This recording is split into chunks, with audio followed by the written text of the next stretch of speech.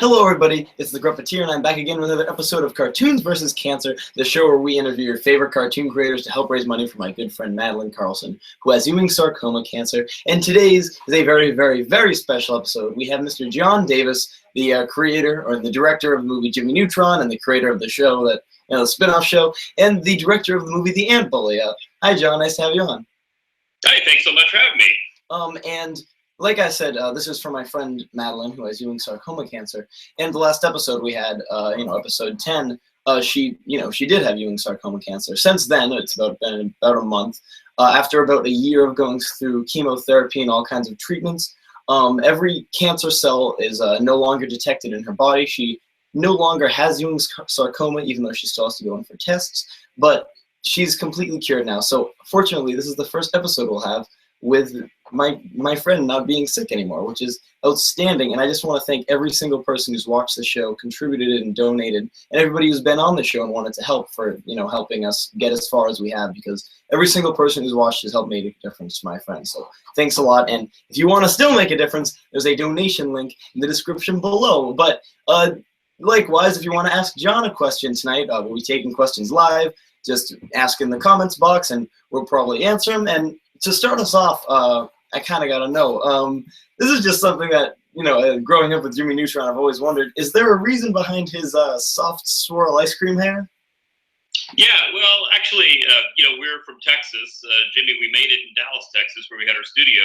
And my business partner, co-owner of DNA Productions, Keith Alcorn, he and Paul Clearhout, one of our friends who also worked with us at DNA, design the characters, and Keith in particular, he loves different hairstyles. And we talked about wanting to give the entire cast, a very unique hairstyle, which gives them a unique silhouette, which is important in animation. And the Jimmy thing came because, well, he's got a big head, because he's got to have somewhere to put his big brain. And, the hair, it kind of reminds us of a Dairy Queen dip cone. Yeah. And, being from Texas, that seemed apropos. Yeah.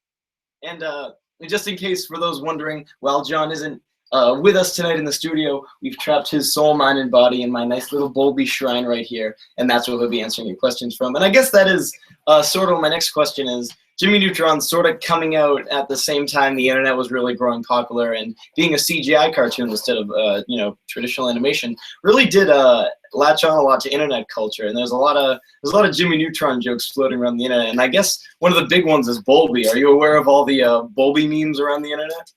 No, I'm not. I think I've seen one or two, but I wasn't aware of it being all pervasive. So clue me in. It's just these weird Photoshop pictures of Bowlby in any situation you could think of. Would you mind telling us the thought process that led to this beautiful creature's creation? Well, you know what? I can't take responsibility for Bowlby. Bowlby popped up, I guess, was it second season? Or I can't remember, about midway through. And so by that time, even though I was producing the series, I wasn't writing. We had other writers that were writing the series while I was going off working on the next feature film, which became The Ant Bully. Yeah. And so at that point, I forget which writer it was that came up with the Bowlby idea or who came up with it, but I can't lay claim to Bowlby. And we all love Bowlby here. And I guess the other really big internet viral video that has to do with Jimmy Neutron, which you might have heard of this one, is the oh so viral video, the Jimmy Neutron Happy Family Happy Hour. Have you heard of that video, or at least know? Oh, about the pizza and yeah. Do you? Yeah, I love that. I love that because I love non sequitur humor and sort of surrealist humor. So actually, that one I enjoyed quite a bit. How did you come across such a video?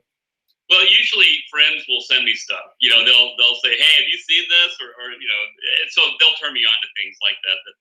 And yeah, several people have sent me that one. What would you say your reaction process was when you were watching it? Well, for one, people spent time doing this. So it's like, okay, somebody actually took the time to sit down, and probably not a lot of time, based on the edit, but took the time to sit down and do it in a way that was, again, a little more surreal and abstract, which is right up my alley. So I did enjoy that, and the aggressive pizza. The pizza is aggressive. I use that one all the time. I have no shame in admitting that.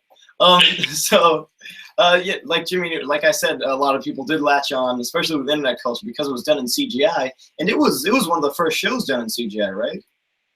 Yeah, there were at the time. I'm trying to remember if there was any other CGI series, animated series that were out, and I don't remember. It was definitely one of the first. I think Reboot was one of them. What? There's a show called Reboot, and that's the only one off the top of my head. That yeah, and the Donkey Kong that was Country show. Yeah, that was definitely before Neutron. Not very many, and not very many. I think that Neutron still holds up really well in terms of its CGI. Also, I think it's I mean, maybe this was intentional, but it's stylized enough to a point that it like you know, it doesn't look bad in the future, but you can tell that it's stylized in a way that it doesn't really age, right? Yeah, and that was kind of on purpose. I mean, I wanted to create something that had a sense of timelessness about it. And so I wanted to, play with the idea that it was a retro 50s kind of world in terms of design, and yet they had things like the internet and home computers and stuff. So then it became a really fun design thing where you're going, okay, what if computers existed in the 50s? What would they look like? It's against 50s style, but it's a fully modern computer. So that kind of gave it a sense of timelessness, and the characters themselves. I've always loved stop motion, and I've always loved the George Powell Puppetoons. And when I first started doing CG animation, I kind of looked at it as a way to do what I thought, better stop motion. So we actually took and made the designs kind of look, puppety, kind of look like a Puppetoon, and really push the proportions and again, made it kind of have a simpler look, so we don't go down the route of looking too realistic and getting creepy. Yeah, was there a specific reason you chose a CGI over a traditional hand drawn? Yeah, well, at the time, I had been exposed to 3D animation back in the early days, I guess around Tron. In fact, I learned on an IMI 500 system running Wavefront software setup that they used on Tron, and so I kind of cut my teeth and learned on that system. But it wasn't until years later that there were systems that were affordable for us to use in our young business when Lightwave came out on the video toaster. And so once I got my hands on Lightwave, I started to experiment with what would it look like if I did this Jimmy Neutron idea in 3D. Yeah. And because I wanted it to be very cinematic and have a lot of action. So I love approaching it like live action, and so it's kind of a good marriage. Would you say that's sort of like the style that maybe was coming out at the time? You think is maybe caught on today? Because there's a few more CGI shows today. Do you look at them and say you wish you could have done that back then, or are you kind of happy with how it looks?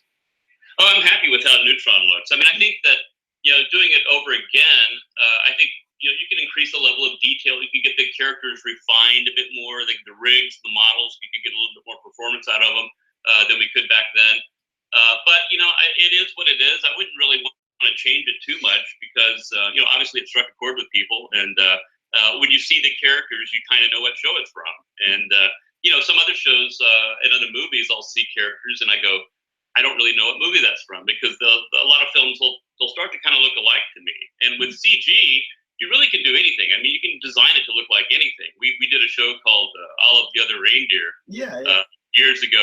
It had a completely different look, but it was using the same tools we used to create Jimmy Neutron. Yeah, and especially watching Planet Sheen too, which I forgot to mention that John also created Planet Sheen. For no reason, I don't have anything against the show, but like you watch it now and it's you watch Planet Sheen and you watch Jimmy Neutron, and Planet Sheen, obviously, with the technological advancements, the colors are a lot brighter and stuff like that. Would you say that if there was anything that you sort of would have changed, you kind of just went at it with Planet Sheen?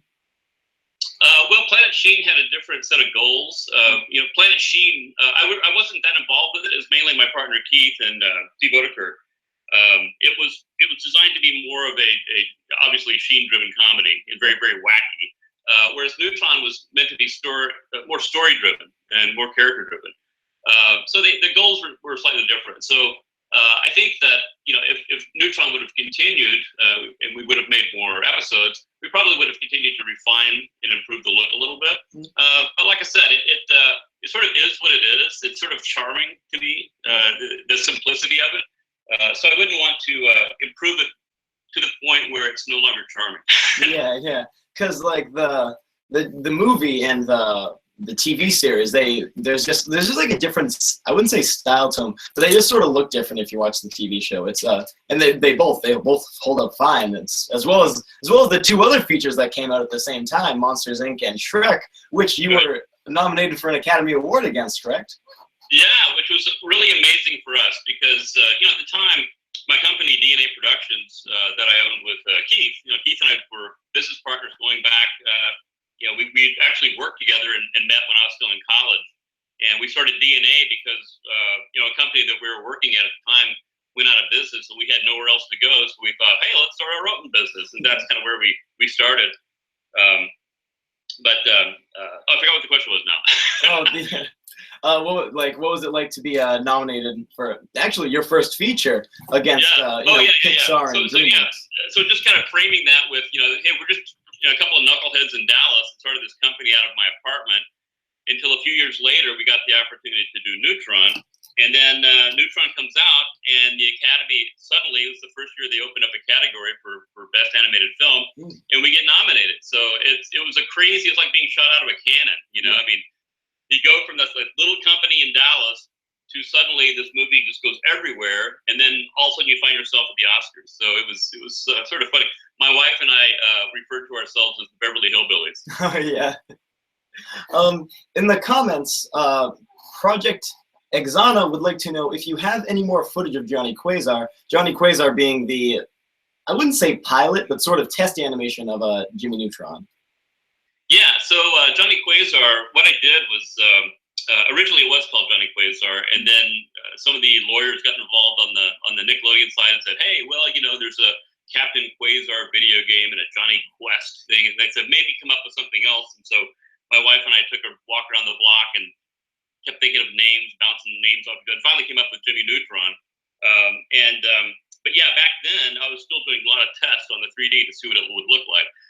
So I would do tests of. I think the first thing I built was Jimmy's rocket. Yeah. And then we had a rocket model, we had the Jimmy model, which at the time was Johnny Quazar, and a Goddard model. And so, yeah, the first little short that I did was only about 40 seconds where Jimmy, flies up to the camera, introduces himself. Hey, I'm a boy genius, but sometimes I'm too smart for my own good. And then he dodges an asteroid and, flies away, and Goddard barks a few times. And that was kind of it. But it's sort of a proof of concept, like, could we do this in 3D and what would it look like? After that, and that's the film that it won some awards during SIGGRAPH at a Lightwave competition, and that's what kind of got the ball rolling for us to pitch it to Nickelodeon. But at the time, it took a long time for the Nickelodeon deal to happen, like 3 years. And so during that, I was still tinkering with Jimmy Neutron stuff, and so I did a second little pilot, I guess. It's only about a minute long. That was more advanced. It looked better. Jimmy was fighting some crazy UFOs with big guns and stuff that come out. Basically, it's the same thing that the chicken ships were in the feature film. Yeah. I don't know if that footage has ever been released on a DVD or not. I think the original pilot has. So yes, I think there's still some things that maybe people haven't seen before. Are you in possession of the second tape, and if so, would you ever release it? Yeah. I've got copies of it. I'd have to transfer it. I think at the time it was all on beta SP tape, so I'd have to get it transferred. Well, I'll see if I can look into that. But there's the answer. A lot of people have actually asked me to say, hey, talk about the Johnny Quazar thing. I guess that's one of those lost media things a lot of people like to talk about. New York Eagle would like to know, were there any certain inspiration for Retroville or the look of Retroville?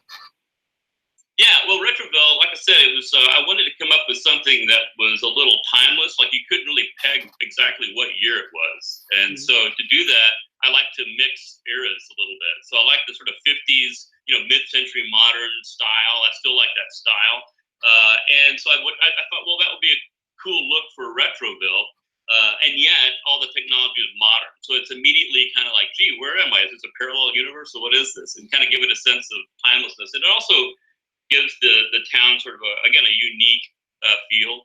And so yeah, it just came from my love of mid-century design and the desire to give it a sort of a thumbprint, sort of a unique style. Yeah, and on the coattails, I guess, of you liking sort of 50s art, you collect old sci-fi comic book covers, right? Oh yeah. My wife and I we have a pretty large art collection, mostly of vintage science fiction art. Some going back to the 30s. Most of it's 50s and 60s, but a lot of the old illustrations, commercial illustrations that were on the cover of the books and some of the pulps. Artists like Richard Powers, who's one of my favorites. I love his sort of surrealistic, abstract stuff in the 50s. But also people like Ed M. Schwiller and Paul Lair and Jack Gaughan, and a lot of the British artists like Jim Burns, and John Harris, all these guys. So yeah, it's something that I love to create a little cocoon, a creative cocoon for myself. So my office is just plastered with all of these artworks on the walls, and they give you inspiration while you're working. Yeah. There you go. I know how you feel, and I guess I'll even give you a chance to brag right here. Is there any particular piece of art that you are most proud of? Oh golly, that's hard to say. There's so many and they're so different. Yeah. But like I said, my favorite is I'm just a huge Richard Powers fan, and so it would probably be one of the Powers pieces. There's one called Tomorrow's Gift, and I've got the cover for it. And it's a spectacular painting, regardless of whether it's a book cover or not. That's the thing I liked about his art. They work as paintings and not just commercial illustrations. So yeah, I would say it's probably one of the Powers pieces. Yeah, and speaking of books, because I'm really good at segues, one of your, like you mentioned before, one of your first projects was the well-loved, one of my favorites, All of the Other Reindeer book. Not the book, the TV movie of it. Fun fact, All of the Other Reindeer inspired the King Ramsey scene in Courage the Cowardly Dog, if you knew that. I don't know if you knew that. I did not know Yeah, that. that's also a Cartoons vs. Cancer exclusive when we had that guy on our show. Anyway, I digress. Was that the first big project that DNA did? No, actually, we had started making progress into entertainment. We started off doing commercials and industrial films, animation, pretty much anything we could do to make money. We're just trying to make a living. But after hours, Keith and I would do our own short films, which is where Jimmy Neutron came from. And we made a bunch of other different short films. Some were traditional 2D, hand-drawn, some were 3D. And then we would enter them in film festivals like Spike and Mike, Sick and Twisted, or the Animation Celebration, things like that. And they would tour the country, and we would get calls from producers occasionally, which eventually led to us doing some TV work. So, for example, we did the Weird Al Yankovic show that he had on Saturday mornings. We did a lot of the animation that appeared on that, the Fat Man cartoons, and some of the intro. And then I wrote, directed, and DNA did all the animation for Santa versus the Snowman, which was a CGI Christmas special we did for ABC back in '97. So we kept getting a little bit, doing a little bit more and more, a little bit bigger projects on television. And then finally we did All of the Other Reindeer, which was an hour-long special. And the thing that attracted me to do Olive was that it did look really different in the challenge of making the animation look like the book. So it was a fun challenge, a fun exercise. And again, that kind of goes back to my point earlier about how you can do a lot of different types of styles and looks with CG. We tend to see the same kind of styles and looks. You see, even within Pixar, DreamWorks, they have their kind of own studio style, which is great. But man, there's like so many other styles you can utilize. I think it's still pretty untapped. Are there any CGI movies that have came out lately, or just at all, that you really enjoy the style of? Let's see. Well, I saw Kubo in 3 strings, and I thought it looked fantastic. Yeah. I mean, it's not. There's CGI in it, of course. I know it's mostly stop motion, but as far as the look goes, I just thought it looked wonderful.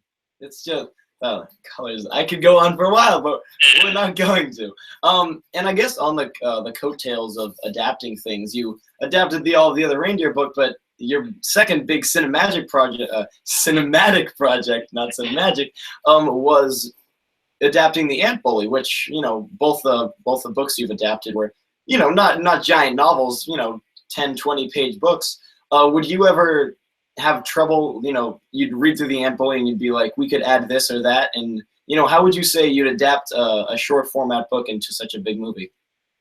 Well, that was really fun, and I was a little bit leery about taking on the project initially because it was ants, and there'd been 2 other CGI ant movies with Bugs Life and Ants from DreamWorks, and I thought initially, well, just to back up, Tom Hanks, he called DNA, called my office just out of the blue, and I remember the receptionist said, "Hey, John, I got Tom Hanks on the line for you," and I said, "Oh, we'll put him through," and so I talked to Tom, and he had licensed, he bought the rights to this book, The Ant Bully, and he used to read it to his son. And he wanted to see about turning it into a movie and see if I had an idea for it. And but yeah, the idea of ants immediately were sort of off-putting. But I thought, well, heck, I definitely will go and take a meeting with Tom and discuss it. And when I went down there, in between the time I took the call and actually meeting him, I thought to myself, well, if I was going to do a project like this, how would I do it? What would I do differently? And I started thinking about it.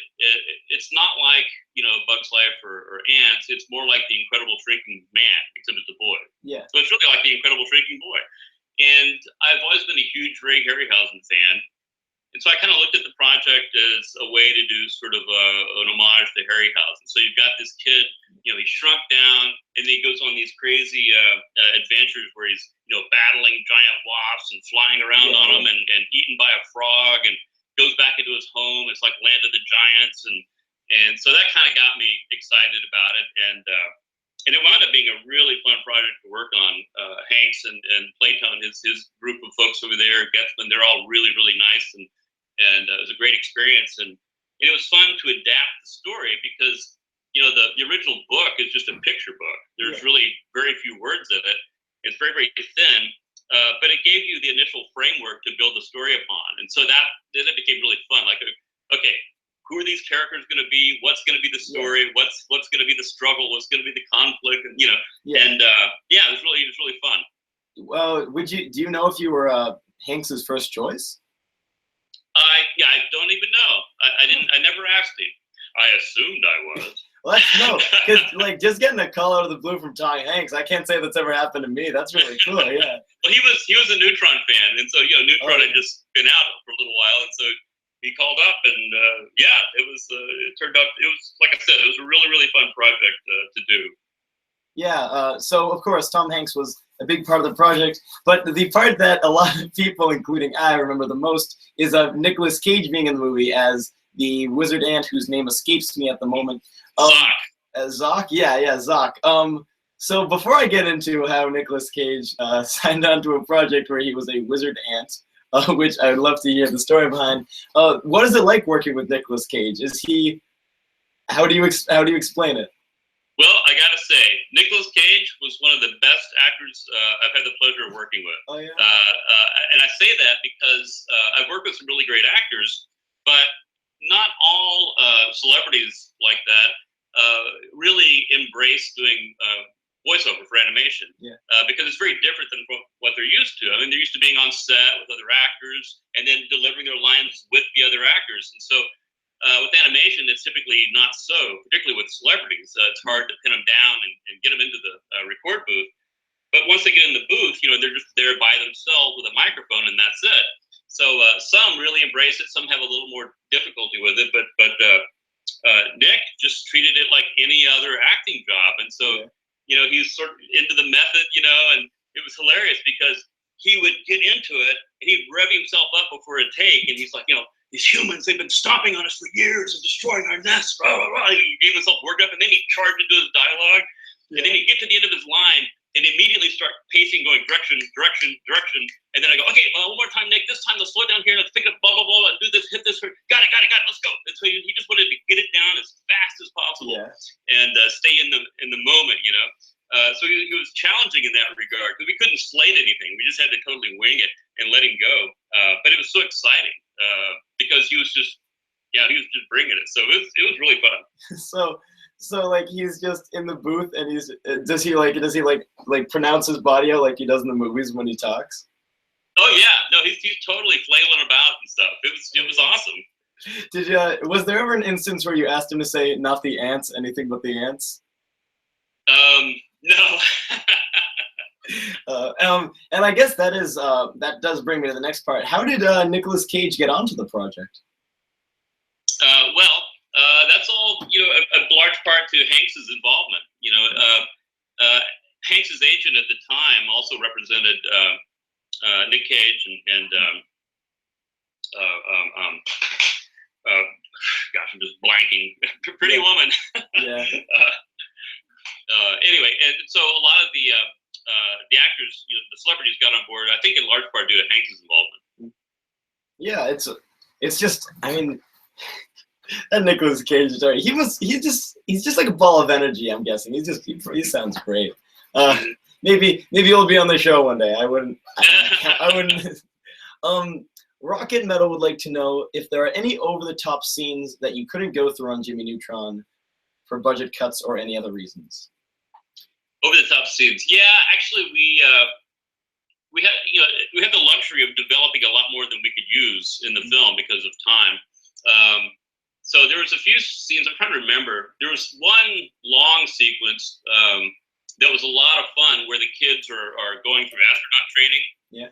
And we were using a lot of like playground equipment for like the centrifuges and stuff, or the merry-go-round, and they were powering it with the lawnmower motor, and they're slinging all around, and basically all the things you'd see in the NASA footage of astronauts in training, yeah. we would recreate using like playground equipment and kids, making stuff, and it was really, really fun. But it got to be too much because we were just about to go to the amusement park and start to the launch sequence with all the rides. Yeah. And that's usually what happens is that you'll come up with these set pieces and they're really, really cool. But then you have to be careful that you can't have too many, back to back. You have to have sort of a, peaks and valleys and ebbs and flow with the drama. And so they couldn't both live. So I had to delete that sequence. Was it ever fully animated? No, it was not animated. It was storyboarded, but not animated. Oh, all right.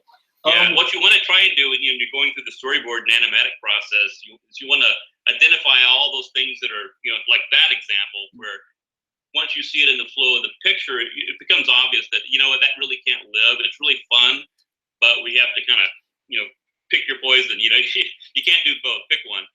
And so you want to try to find all those things out early before you spend the money to actually animate it. Yeah. And we just got a note in the comments. I think we were talking about Julia Roberts when we said the. Yeah. There it is. It's funny. It's like I had a senior moment for a second there. Yeah. All I can think of was Pretty Woman. Yeah. Today was homecoming at my school. It's been a long day for everyone. So one thing I'd like to know is, animation nerd guy, was there any certain troubles there were back in about 10 years ago working with CGI on the TV? Yeah, well, during the series, we had to retool our pipeline pretty heavily. The idea with Neutron, when we found out that Nickelodeon wanted to do both a series and a feature film, I said, well, if you want to do both, it would, from a production standpoint, it would make great sense to do the movie first because you can build your digital backlot, have all these assets made at a really good quality that you can then use and revisit on the series. It'll just make the series look better as opposed to the other way around. So they got that, and that's what we did. So when we started doing the series, though, we realized that we were having to crank out footage at such a fast rate that we couldn't do it the way we did on the feature. We had to come up with another plan and yet still utilize all the assets we had created. So what we did was Mike Duffy, one of our programmers, and some of the other guys in the DNA program team wrote some code that enabled us to animate in Maya and render in Lightwave, so that we could use all the Lightwave objects and render engine. And that's what we did. And they did such a good job that after the first season, I mean, it was just flying. We were just cranking through stuff. So I'm proud to say that we never missed a deadline and never went over budget. Really? Oh wow, that's pretty impressive. I think you might be the first guest I've had who hasn't said that. So the DNA he keeps mentioning, I think he said before, being the DNA labs, which you might remember from the end of every single Jimmy Neutron episode, is the part where the monkey turns around and he says, "Hi, I'm Paul," which might be the most quoted thing at my high school. I'd love to know, is there anywhere that the Paul monkey came from, and what is the story behind him? Right. Well, we'd always had a mascot at DNA, which was Helix the cat. It was a cat with a double helix tail because of the name DNA. And then but going into CG and being a 3D company, we thought it was time to come up with maybe a different mascot. And so, I don't know why, but the idea of a three-eyed monkey popped in my head. Like, it's a monkey, but he's a mutant. He's a mutant, so he's got a third eye. It happens. Yeah. And so, Keith and I, my partner and I, were talking about it, and I knew that I wanted to have the helix palm trees going and all that stuff, all the DNA stuff. But then we wanted to have the monkey turn around and say something, and we couldn't figure out what to say. And I had to leave town because I was working on, I think I was working on Ample at the time. And so anyway, I left, and when I came back, Keith had gotten Paul Clearhout, who was one of our original DNA guys, to do the voice of, he just says, "I'm Paul." And where that came from was that early on I think one of the first DNA demo reels back in the early 90s, it ended with a caricature of myself, Keith, and Paul, and we're just facing the camera when we're animated, and I think Keith says, "That's our demo," and I say, "Hey, let's do lunch, babe." And then Paul just says, "I'm Paul," and that's all he says.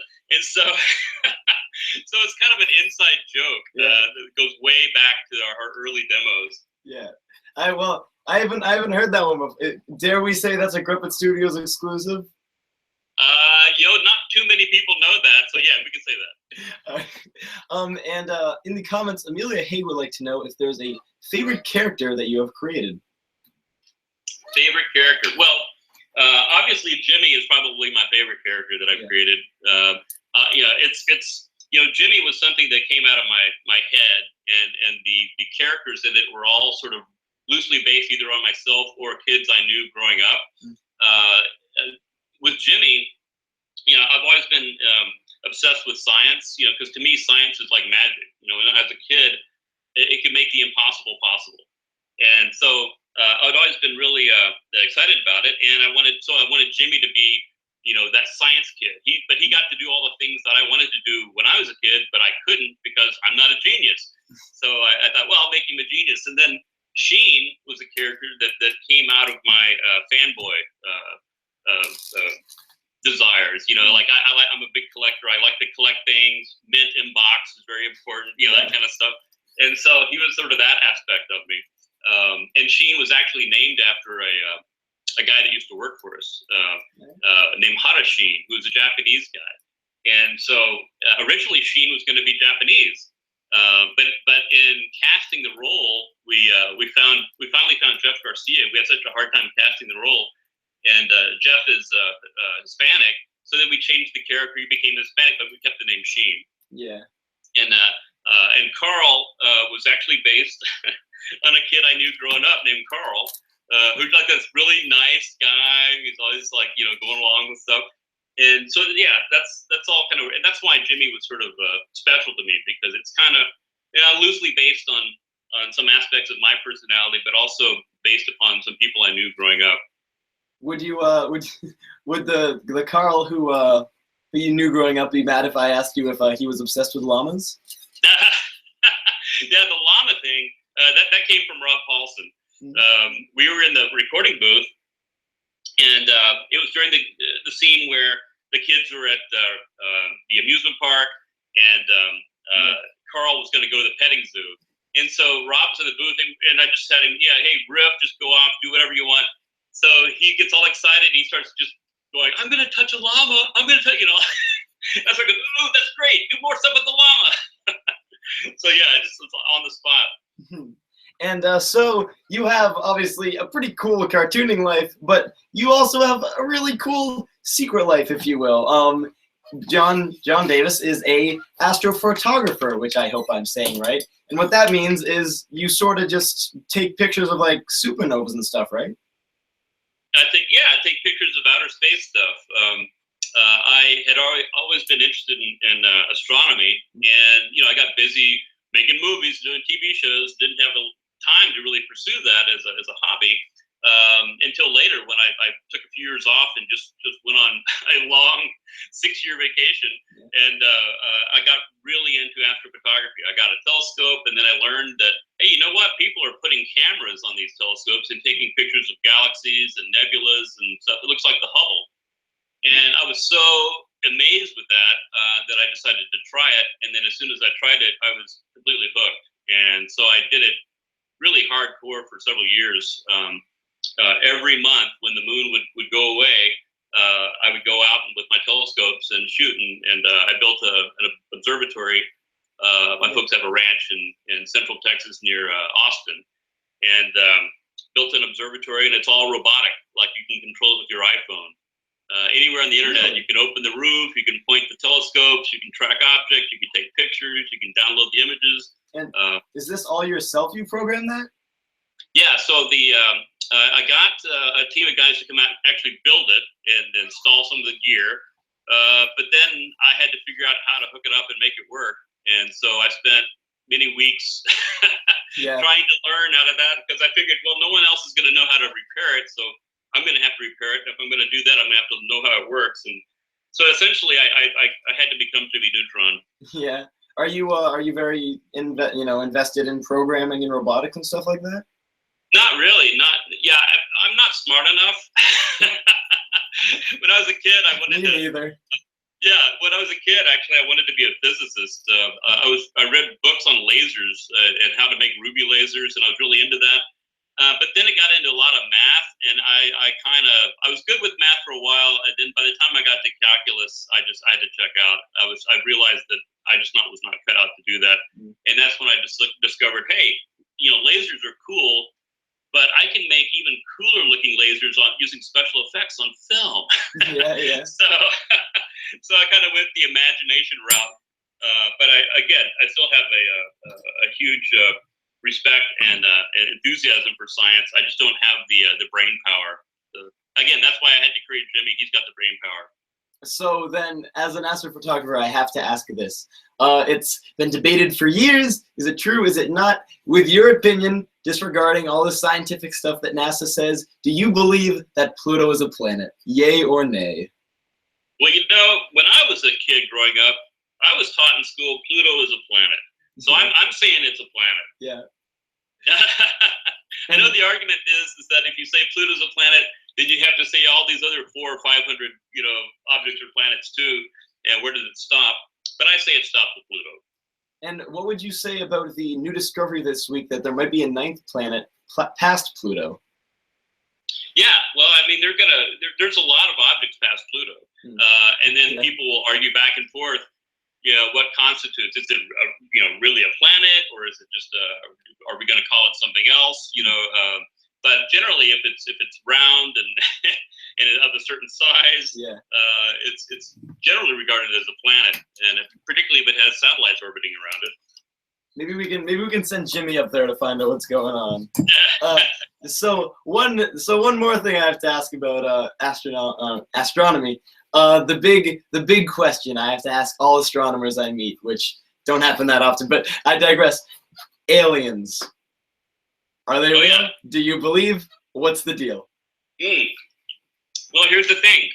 You may notice that nobody that ever sees UFOs, none of them are astronomers. Yeah. Astronomers never see UFOs, and the reason is that we can always identify it. Yeah. I've seen some things because I spent a lot of times out in the dark in weird places, shooting pictures of the sky, and you will see some odd things. But then you've got a telescope right there, so you swing it over and take a look, and you go, "Oh, it's an airplane," or "Oh, it's whatever."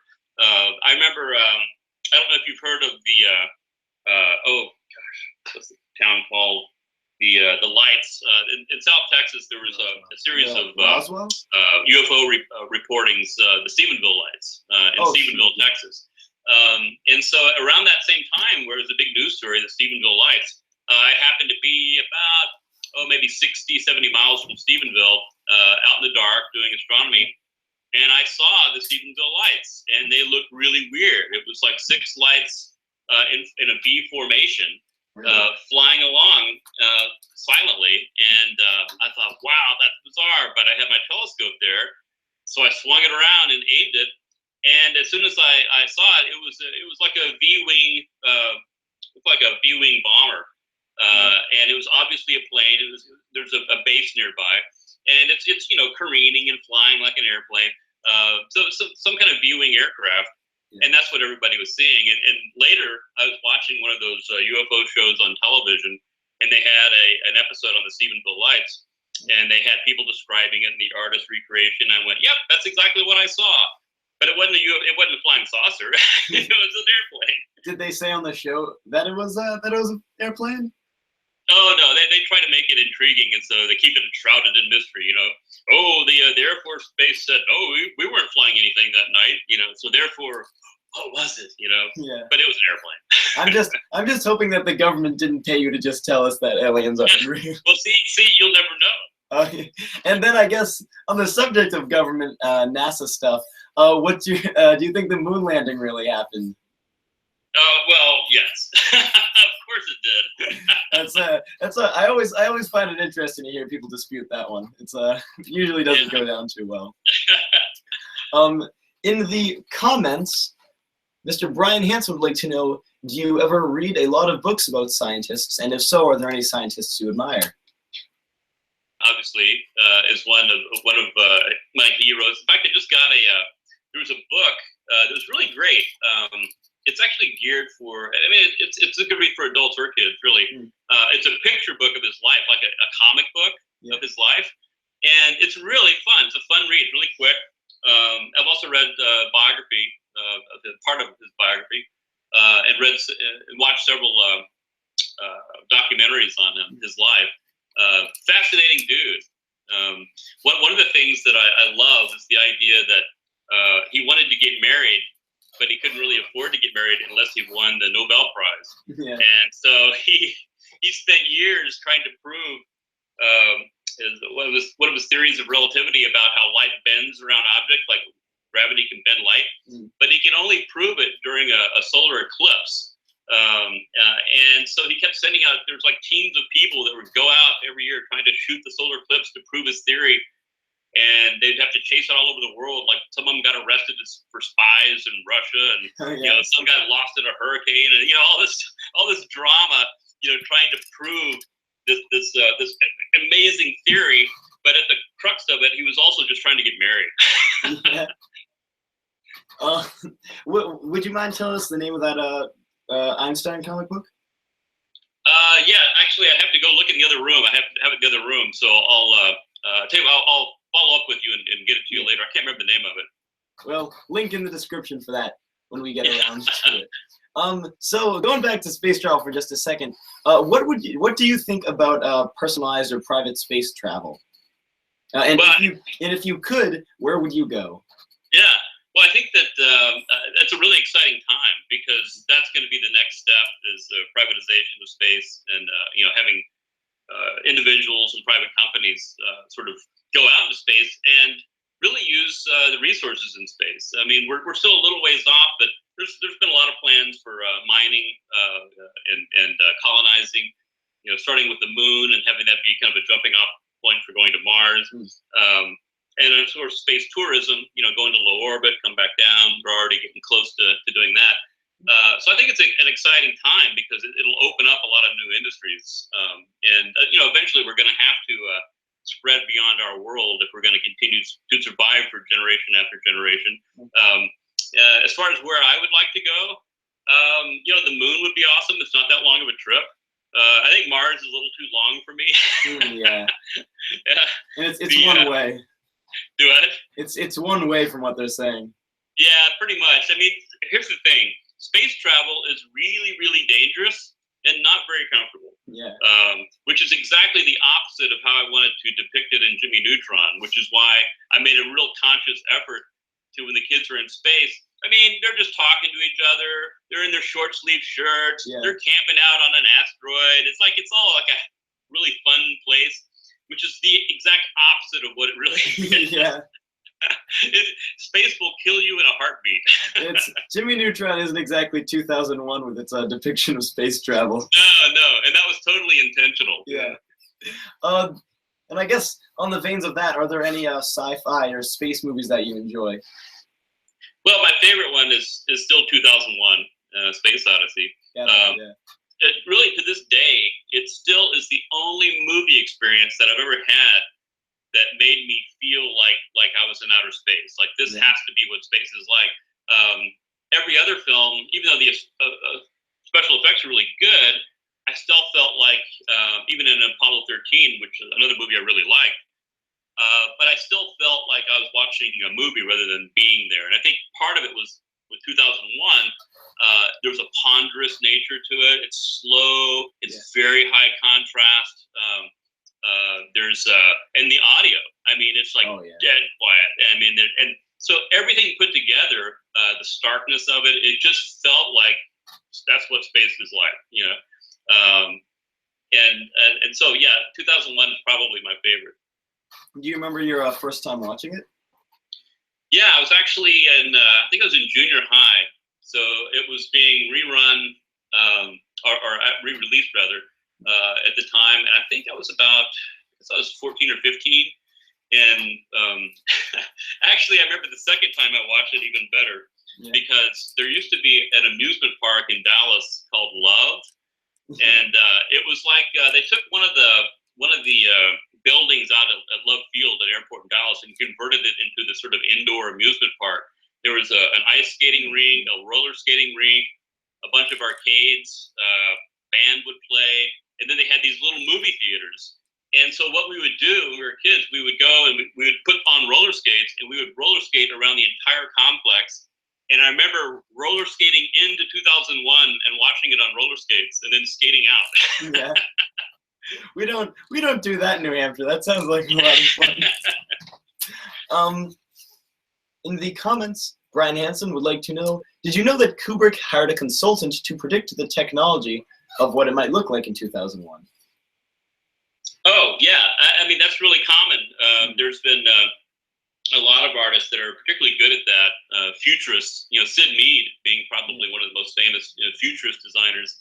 And yeah, that's one thing. If a lot of these guys that are into that, not only are they great artists, but they're just great thinkers and predicting.